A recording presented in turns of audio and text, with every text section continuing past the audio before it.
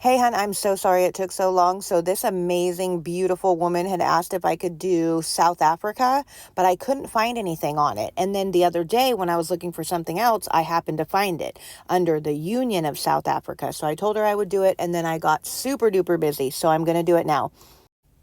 A British possession of South Africa, comprising the 4 states of Natal, Cape of Good Hope Province, the Transvaal, and the Orange Free State. The combined area of these states is 473,089 square miles, and the population is 6,922,924. Of these inhabitants, 5,299,889 are colored, for the most part native black people. The territories of Swaziland, Bechuanaland, and Basutoland are protectorates of the Union. The physical features of this region are described under the titles of the 4 states that form the Union. Agriculture. Though water is scarce on some of the prairies and high plateaus of the Union, yet the agriculture importance of the territory is great and is annually increasing. In a recent year, about 230 million acres of land were in farms. Wherever water is available, the soils produce abundantly, and especially in the south, the crops native to the temperate zone grow well. The largest single crop is corn, averaging 40 million bushels a year. Oats, wheat, tobacco, potatoes, kaffir corn, barley, cotton, sugar beets, tea, and various fruits are also grown in large quantities. Okay, in case you don't want to continue to listen to me, you want to just do it. There's a page, and there's a page. Numerically and commercially, sheep are the most important domestic animals, and in a recent year, the wool clip weighed, in round numbers, 225 million pounds. Holy shit, that is a lot of wool. The colony has about 6 million head of cattle, 5 million heads of goat, and large herds of horses, mules, asses, and swine. See, y'all, proof right there. They got a government just like ours. Anyways, ostrich farming before the World War was an important branch of agriculture and the sole support of thousands of people. Production and sale of feathers reached the peak in 1913. During the World War, the industry suffered a disastrous reverse and has not yet recovered. Come on, y'all.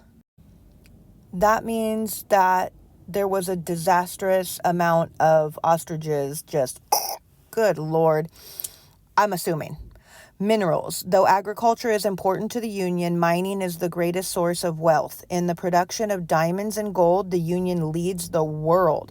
While these are the leading minerals, there are also valuable deposits of coal, tin, copper, silver, asbestos, salt, antimony, gypsum, lead, zinc, talc, and lime, and smaller deposits of a dozen other minerals. Transportation and commerce. The Union had 9,500 miles of railroads in 1922. Some of the rivers are navigable for small craft, and there are several good harbors. The export trade is large, the principal items being ivory, wild and domestic animal hides, feathers, gold, diamond and silver, wool, coal, and grain. Staple foodstuffs, cloth, and such articles as the natives... Sorry, my kid called. Staple foodstuffs, cloth, and such articles as the natives will readily take in trade are the leading imports.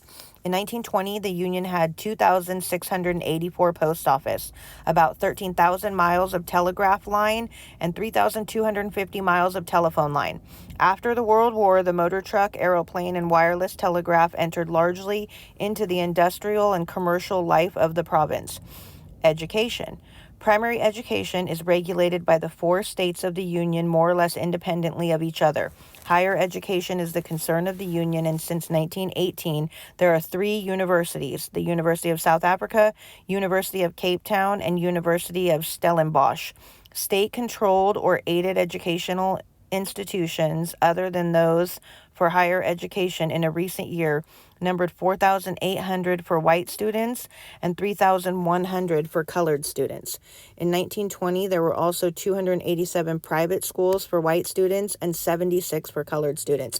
Sometimes I forget that the encyclopedia is from 1927, and I'm like, what the fuck is going on? Keep that in mind. Government and history. The highest officer is the Governor General, who holds appointment from the Crown. Each province is governed by an administrator appointed for 5 years by the Governor General and by a province council elected for 3 years and presided over by the administrator. The 4 provinces of the Union were united in 1910 under the South Africa Act of 1909. The act provided for a large degree of provincial and union autonomy, and the development of the territory has been peaceful and rapid beyond the most sanguine expectations. Statistics. The following statistics are the latest to be had from trustworthy sources. Okay, I am not going to read over all these. Obviously, y'all can see, but it tells like how much total space, the forest, the population. So it says white, 1,522,924. Colored, 5,299,889. I wonder what those numbers are today. I'm going to have to look it up and I'll put it at the end. But you can see it tells you all the different places, what they grow, what the total amount they have, the animals, the total, everything. Okay, I went ahead and Googled it and it says as of mid-2025. So you can go ahead and see that and let me know what should we read next.